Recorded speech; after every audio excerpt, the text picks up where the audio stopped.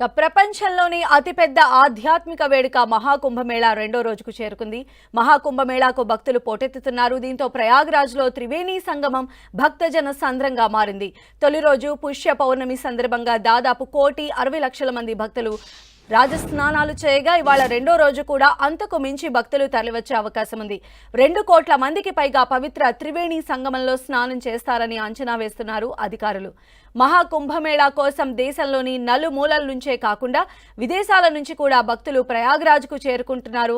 వివిధ అఖాడాలకు చెందిన సాధువులు రకరకాల ప్రదర్శనలు చేసుకుంటూ మహాకుంభమేళాకు విచ్చేస్తున్నారు. దీంతో ప్రయాగ్రాజ్ పరిసరాలు కిక్కిరిసిపోయాయి. భక్తజన సందోహంతో త్రివేణి సంగమంలోని పుష్కర ఘాట్లన్నీ కిటకిటలాడుతున్నాయి. భారీ సంఖ్యలో భక్తులు త్రివేణి సంగమానికి చేరుకుని పుణ్యస్నానాలు ఆచరించి మహాకుంభమేళాలో పాల్గొంటున్నారు.